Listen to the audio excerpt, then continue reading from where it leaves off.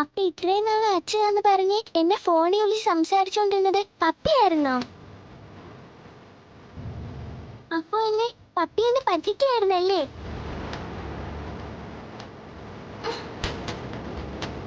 സത്യ സത്യ ഞാൻ പറയുന്ന കേക്ക്. എന്നിട്ട് നീ എന്ത് വേണമെങ്കിലും എന്നെ പറഞ്ഞോ. വേണ്ട, എനിക്കൊന്നും കേൾക്കണ്ട. ഞാനിപ്പോ അച്ഛനാന്നും പറഞ്ഞ് ഇത്രയും നാൾ സംസാരിച്ച പപ്പിയോടായിരുന്നല്ലേ? അച്ഛൻ വന്നാല് സത്യ ഭക്ഷണം കഴിക്കണമെന്ന് വാശി പിടിച്ചപ്പോ സത്യ ഭക്ഷണം കഴിപ്പിക്കാൻ വേണ്ടിയാ ഞാൻ ഇങ്ങനെയൊക്കെ ചെയ്തത്. അല്ലാതെ സത്യ പറ്റിക്കാൻ വേണ്ടി ചെയ്തതല്ല. അപ്പ എന്നെ അച്ഛന്റെ ശബ്ദത്തിൽ പപ്പിയാണ് വിളിച്ചെങ്കിൽ പിന്നെ സ്കൂളിൽ അവാർഡ് വാങ്ങിക്കാൻ വന്നത് ആരാ?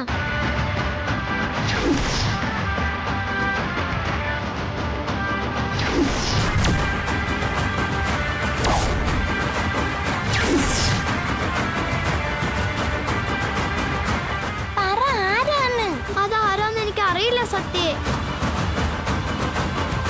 അതെല്ലാം ചേച്ചമ്മ നോയിക്കോളാന്നാ പറഞ്ഞേ. അതാരാന്ന് പറയാൻ ചേച്ചമ്മയ്ക്ക് മാത്രമേ പറ്റൂ. അപ്പൊ എന്റെ അമ്മയും കൂടി ചേർന്നാണ് ഇതെല്ലാം ഒപ്പിച്ചത്. ഞാൻ പോവാ. ഞാൻ എല്ലാ കാര്യങ്ങളും ശാരദാമ്മയോട് പറയാൻ പോവാ. സത്യ ഞാൻ പറയുന്ന കേക്ക്. ഇല്ല, എനിക്ക് അറിയണം. അന്ന് സ്കൂളിൽ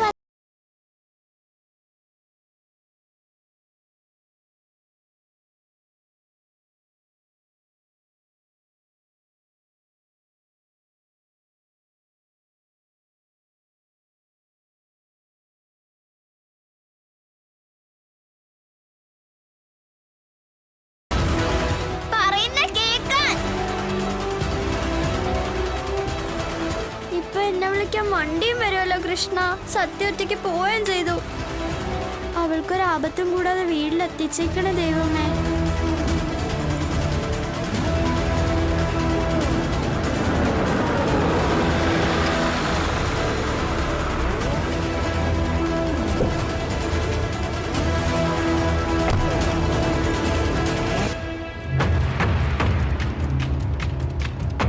പപ്പിമോളെ, സത്യ എവിടെ?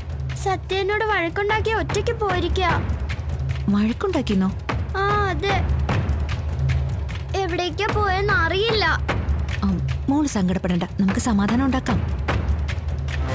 അല്ല, മോളെ വിളിക്കാൻ ആരും വന്നില്ല ഇതുവരെ? ഇല്ല ആന്റി, വരേണ്ട സമയമൊക്കെ കഴിഞ്ഞു. എന്നാ ആന്റിയുടെ കൂടെ വാ. ആന്റി ശാരദാമ്മയുടെ അടുത്താക്കാം. അവിടുന്ന് ആരെങ്കിലും കൊണ്ടുപോയി മോളെ മോളുടെ വീട്ടിലാക്കും. പോകുന്ന വഴിക്ക് നമുക്ക് സത്യം നോക്കുകയും ചെയ്യാം. ശരി ആന്റി.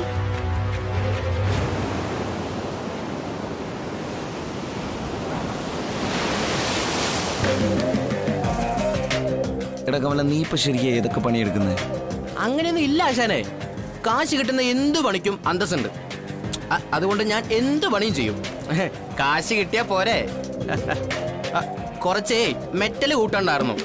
500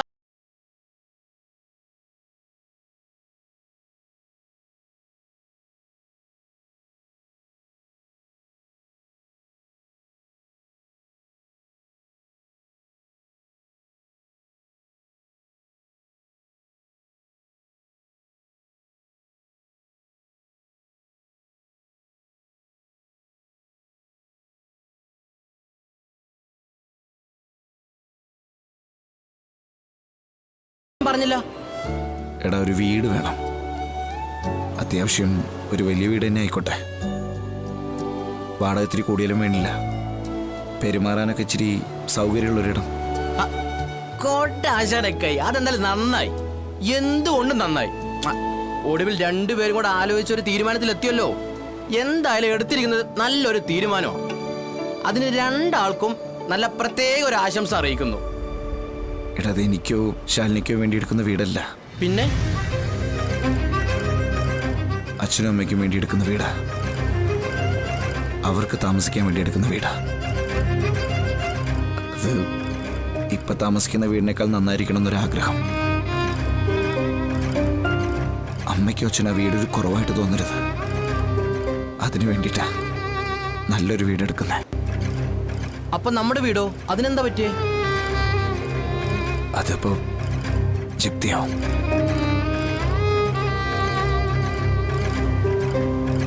ജപ്തിയോ? ആശാൻ എന്തൊക്കെയാ പറയുന്നത്? എനിക്കൊന്നും മനസ്സിലാവുന്നില്ല. എനിക്കും ആദ്യമൊന്നും മനസ്സിലായില്ലടാ. രോഹിത് നടത്തിയൊരു ബിസിനസ് മൂലം എല്ലാം കൈവിട്ട അവസ്ഥയിൽ നിൽക്കുക. ഏത് സമയം ജപ്തി ഉണ്ടാവും. അതിനു മുമ്പ് അച്ഛനും അമ്മയ്ക്കും താമസിക്കാൻ വേണ്ടിയിട്ടൊരു വീടെങ്കിലും സംഘടിപ്പിച്ചെടുക്കണം. എടാ, എനിക്കൊരാവശ്യം വന്നാൽ ഞാൻ നിന്നോടല്ലാതെ ആരോടോ പറയാ. എന്റെ ആശാനെ നമ്മൾ 100 നിന്നുകൊണ്ട് ഇപ്പൊ വീട് കണ്ടുപിടിക്കുന്നു. എന്റെ ആശ ഒരു തരത്തിൽ സങ്കടപ്പെടണമെന്ന് ആഗ്രഹിക്കുന്ന ആളാ ഞാൻ. ആ ആശാനെ ഞാൻ കൈവിടോ? നമ്മൾ വീടിനായിട്ടുള്ള അന്വേഷണം എന്താ ഇപ്പൊ തുടങ്ങുന്നു. അല്ല ആശാനെ, നമ്മുടെ വീടിനേക്കാൾ വലിയ വീടെന്ന് പറയുമ്പോൾ ഒരുപാട് വാടകയൊക്കെ വരില്ലേ ആശാനെ? അതെങ്ങനെയെങ്കിലൊക്കെ കൊടുക്കടാ. കാശ് മടാകുമ്പോ വരും പോക്ക് ചെയ്യും. പക്ഷെ മനസ്സുഖം എന്നൊന്ന് കിട്ടണമെങ്കിൽ നമ്മുടെ ആഗ്രഹങ്ങൾക്കൊപ്പം നമുക്ക് ജീവിക്കാനാവണം. അച്ഛൻ്റെ അമ്മയുടെ ആഗ്രഹങ്ങൾക്കൊപ്പം എനിക്ക് വളരാനായില്ലെങ്കിലും മാന്യമായി ജീവിക്കാനുള്ള അവരുടെ അവകാശമെങ്കിലും എനിക്ക് നടത്തി കൊടുക്കണ്ടേ. ഇന്നലെ വരെ അവർ കിടന്നത് മെത്തയില്ല.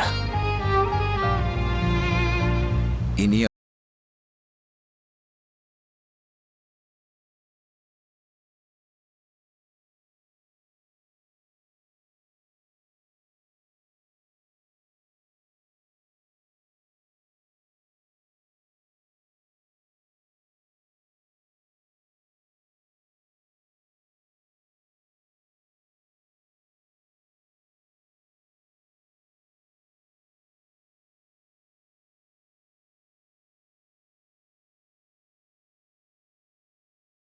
അത് ആവശ്യമാ.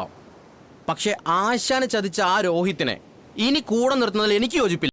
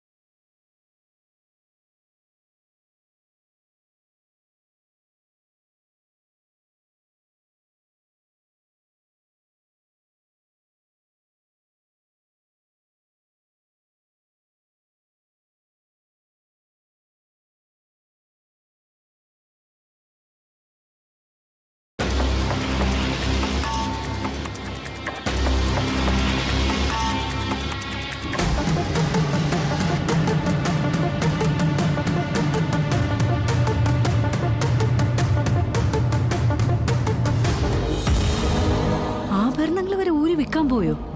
നീ എന്തൊക്കെയാടി പറയുന്നേ? അത്രയ്ക്ക് ദാരിദ്ര്യമായോ സത്യാമ്മയ്ക്ക്? സത്യമ്മ അങ്ങനെ ഒരു അവസ്ഥയിൽ വരെ എത്തിയെന്ന് പിള്ളച്ചേട്ടൻ പറഞ്ഞത്. അയ്യോ, ആഭരണങ്ങളൊന്നും ഇല്ലാതെ സത്യമ്മ അമ്മ കണ്ടിട്ടുണ്ടോ? ഇല്ല. എന്നും അണിഞ്ഞൊരുങ്ങി നടക്കുന്നതിൽ സന്തോഷം കണ്ടിരുന്ന ആളല്ലേ അവര്. ഒരാളെയും കൂസാതെ തന്റെ ഇടത്തോട് അധികാരം കാണിച്ച് നടന്നിരുന്ന ഒരു സ്ത്രീ.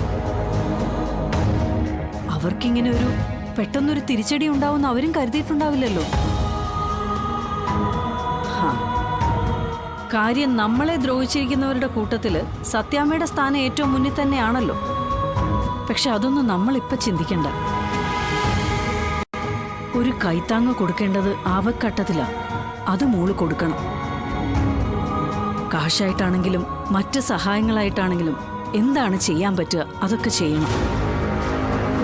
വിഷ്ണുവിനെ അവന്റെ അച്ഛനെയൊക്കെ നമുക്കങ്ങനെ മറക്കാൻ പറ്റില്ലല്ലോ. പിന്നെ ശ്യാമയുടെ വീട് കൂടിയല്ലേ അത്. അത് നഷ്ടപ്പെടുക, ജപ്തിയാകുക എന്നൊക്കെ പറഞ്ഞ അവളുടെ ജീവിതത്തിലെ ഏറ്റവും വലിയ ദുരന്തം തന്നെയത്. മോളെ, വേണ്ടി വന്ന ഈ വീട് വിറ്റിട്ട് ഒരു സഹായം ചെയ്യാൻ ഞാൻ തയ്യാറാ. പക്ഷെ നമ്മൾ ഈ പറയുന്നൊന്നും സത്യമ്മ അംഗീകരിക്കില്ല. ആ മനസ്സ് മുഴുവൻ ഇപ്പോഴും വൈരാഗ്യവും വിദ്വേഷവും മാത്രമേ ഉള്ളൂ. നമ്മൾ സഹായിക്കാനായി പറയുന്നതെല്ലാം നമുക്കെതിരായിട്ടേ സത്യമ്മ വിചാരിക്കുള്ളൂ. പ്രത്യേകിച്ച് എന്റെ കയ്യിൽ നിന്നൊരു സഹായം വാങ്ങി അവരൊരിക്കലും ഇതിനൊരു പരിഹാരം കാണില്ല. ജപ്തി എങ്കിൽ ജപ്തി, അത് നടക്കട്ടെ എന്നേ അവര് പറയും.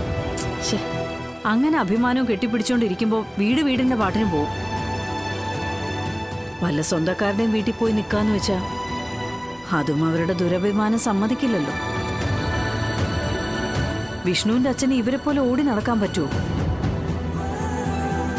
പാവം സത്യാമ്മയ്ക്ക് മുന്നിൽ എല്ലാ സങ്കടവും അടക്കി പിടിച്ച് നിൽക്കുന്ന കാണുമ്പോൾ സങ്കടം തോന്നും.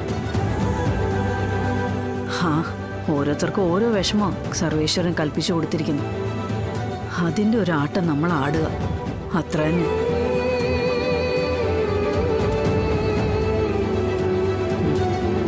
ആ മോളെ, അല്ല മോളെ, ഈ രോഹിത്തിന് ഈ രീതി വിട്ടാ മതിയോ? കുറെ ദിവസങ്ങളായി അവൻ അവന്റെ തോന്നിയ രീതിയിലാ നടക്കുന്നതെന്നാ ശ്യാമ വിളിച്ചപ്പോ പറഞ്ഞത്.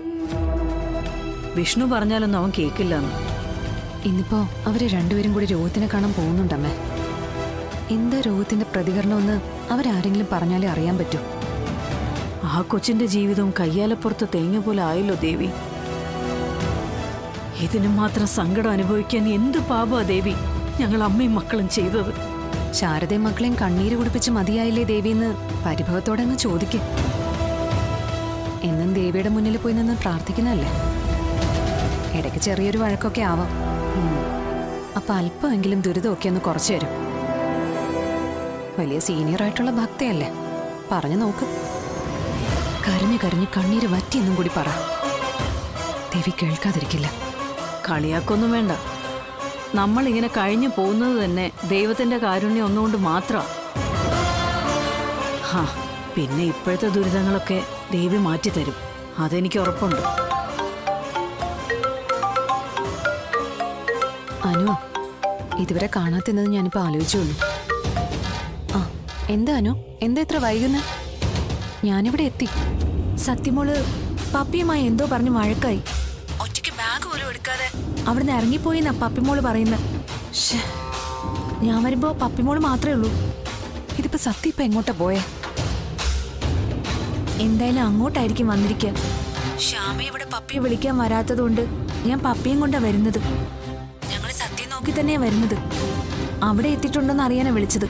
ഇല്ല, ഇവിടെ എത്തിയിട്ടില്ല. നിങ്ങൾ എന്തായാലും വഴിയിലൊക്കെ നോക്കിയിട്ട് പോരാ. ഞാനും ഇവിടെ നിന്ന് അങ്ങോട്ട് നോക്കി വരാം. സത്യ പപ്പിയുമായിട്ട് വഴക്കിട്ട് അവിടെ നിന്ന് ഒറ്റയ്ക്ക് ഇറങ്ങി പോന്നു. അയ്യോ, എന്നിട്ട് ഇപ്പൊ കൊച്ചെവിടെ ഉണ്ടെന്നാ പറയുന്നേ? അനുവും പപ്പിയും കൂടി സത്യം നോക്കി വരുന്നുണ്ട്. ശ്യാമയും പപ്പിയെ വിളിക്കാൻ ചെല്ലാത്തതുകൊണ്ട് അനു പപ്പിയും കൂടെ കൂട്ടിയിട്ടാ വരുന്നേ. ഓഹ്, എന്തൊക്കെയാ ഈശ്വര ഈ നടക്കുന്നേ? നീ വേഗം ചെല്ല്. വഴിയിൽ എവിടെയെങ്കിലും വെച്ച് സത്യമോളെ കാണാതിരിക്കില്ലല്ലോ. അല്ലടി, ശ്യാമ എന്താ കൊച്ചിനെ വിളിക്കാൻ പോകാത്തെ? എനിക്കെങ്ങനെ അറിയാം?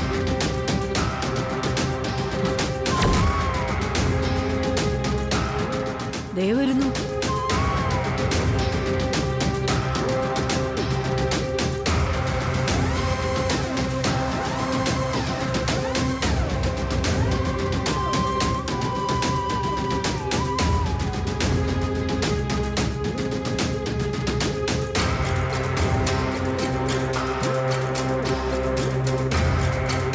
എന്താ സത്യ കാണിച്ചത്? അനു എന്റെ അവിടെ വരുന്നതിന് മുമ്പ് എന്തിനാ ഒറ്റയ്ക്ക് ഇങ്ങോട്ട് പോന്നേ? എന്താ നീ ബാഗ് പോലും എടുക്കാത്ത? മോളെ,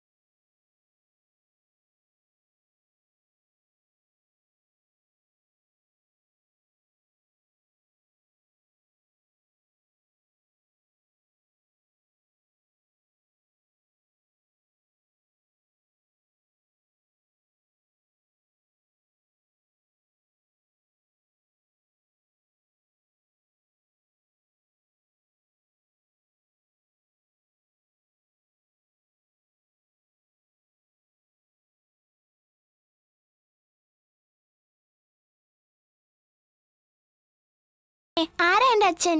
അത് മോളെ, പറയില്ല അല്ലേ? ശരി, പറയണ്ട. എനിക്കറിയാം എന്താ വേണ്ടേന്ന്. സത്യ മോളെ, സത്യം ചെല്ലടി, ചെന്ന് അവളെ സമാധാനപ്പെടുത്ത്. ചെല്ല്. ഇത്രയും നാളും അവളിൽ ഒരു പ്രതീക്ഷ ഉണ്ടായിരുന്നു. അകലെയാണെങ്കിലും ഒരിടത്ത് തന്റെ അച്ഛൻ ജോലി ചെയ്യുന്നുണ്ടെന്നുള്ള ഒരു ഉറപ്പ്. ആ ഉറപ്പാ ഇന്നിപ്പോ നഷ്ടമായത്. അത് താങ്ങാൻ ആ കുഞ്ഞു മനസ്സിന് കഴിഞ്ഞെന്ന് വരില്ല. അവള് കേട്ട ശബ്ദം, കണ്ട രൂപം, അതെല്ലാം ഒരു നിമിഷം കൊണ്ടാ നഷ്ടമായിരിക്കുന്നത്. എന്ത് പറഞ്ഞിട്ടായാലും കുഴപ്പമില്ല, കൊച്ചിന്റെ മനസ്സ് ശാന്തമാക്കണം. ഇനി വിഷ്ണുവാണ് അവളുടെ അച്ഛനെന്ന് അറിയിക്കേണ്ടി വന്നാലേ അവളുടെ സങ്കടാവസ്ഥ മാറുമെന്നാണെങ്കിലേ മോളെ, അതിന് നീ തയ്യാറാവണം. കാരണം ആ മനസ്സ് അച്ഛന് വേണ്ടി ഒരുപാട് ആഗ്രഹിച്ചതാ. അച്ഛനുമായി സംസാരിക്കാനും സമയം ചെലവിടാനും ഒരുപാട് നാളായി കാത്തിരിക്കുന്ന കുട്ടിയാവള്. അവളെ ഇനി സത്യങ്ങൾ മറച്ചു പിടിച്ച് വേദനിപ്പിക്കരുത്. ചെല്ല്, ചെന്ന് അവളെ ആശ്വസിപ്പിക്ക്. ചെല്ല്, നീ പറഞ്ഞാലേ ഇനി അവള് കേക്കൂ.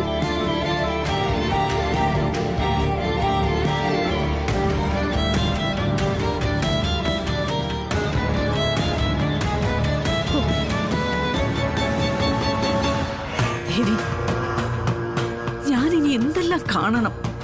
നീ തന്നെ ഒന്ന് പറയ്.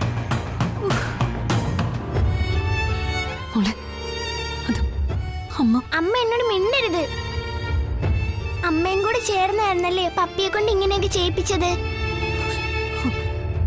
ഞാൻ എന്റെ അച്ഛനാണ് എന്നെ വിളിക്കുന്നതെന്ന് കരുതി എന്തുമാത്രം സന്തോഷിച്ചെന്നോ, എന്തെല്ലാം സ്വപ്നങ്ങൾ കണ്ടെന്നോ, അതെല്ലാം വെറുതെ ആയില്ലേ?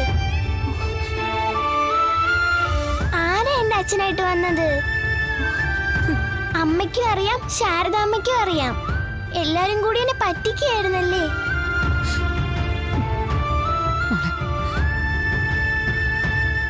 മോളെ, അമ്മ പറയുന്നതൊന്ന് കേക്ക്. അതൊന്നും അമ്മയ്ക്ക് അറിയില്ലായിരുന്നു. മോള് അച്ഛനെ കാണണമെന്ന് പറഞ്ഞ് വാശി പിടിക്കുകയും ഭക്ഷണമൊന്നും കഴിക്കാതിരിക്കുകയും ചെയ്തപ്പോ മോളുടെ സങ്കടം മാറ്റാനും ഭക്ഷണം കഴിപ്പിക്കാനും വേണ്ടി പപ്പി കണ്ടെത്തിയ ഒരു മാർഗം മാത്രമായിരുന്നു ഫോൺ വിളി.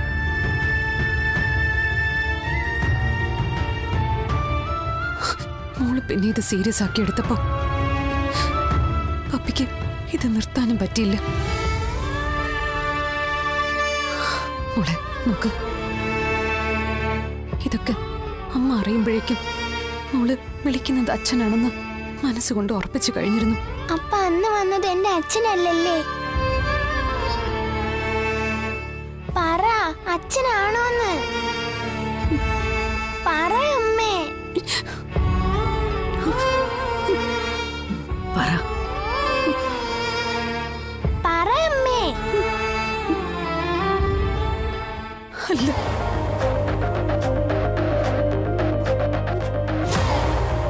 എല്ലാരും കൂടി പറ്റിക്കുവായിരുന്നല്ലേ?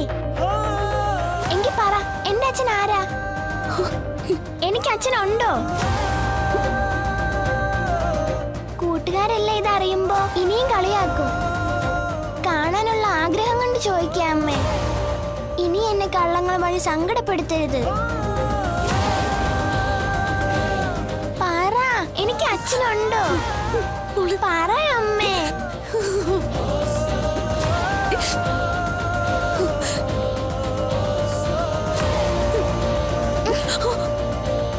പറയമ്മേ, എനിക്ക് അച്ഛനുണ്ടോ? എനിക്കത് അറിയണം. എന്റെ പൊന്നുമോളെ, മോളുടെ അച്ഛനെ കാണാനുള്ള ആഗ്രഹവും ഇഷ്ടമൊക്കെ ഈ അമ്മയ്ക്ക് അറിയാവുന്ന പോലെ വേറെ ആർക്കും അറിയില്ല. പക്ഷെ അത് പറയാനുള്ള ഒരു സാഹചര്യം ഈ അമ്മയ്ക്കുണ്ടായില്ല. മോളെ, ഒന്നും അറിയിക്കാൻ പറ്റാത്ത ഒരവസ്ഥയിലായിരുന്നു അമ്മയുടെ ജീവിതം. ഇനിയിപ്പോ അമ്മ അതൊന്നും നോക്കുന്നില്ല. എന്റെ മോളുടെ സന്തോഷം എനിക്ക് എല്ലാത്തിനേക്കാളും വലുത്.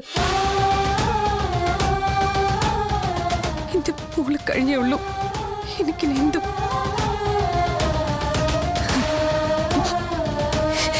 എന്റെ മോളുടെ അച്ഛൻ മോളുടെ അടുത്ത് തന്നെയുണ്ട്.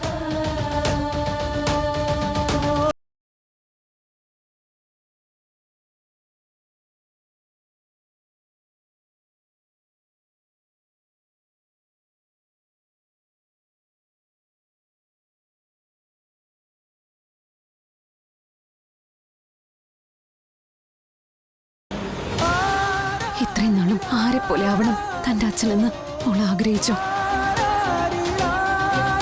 അത് തന്നെ മോളുടെ അച്ഛൻ.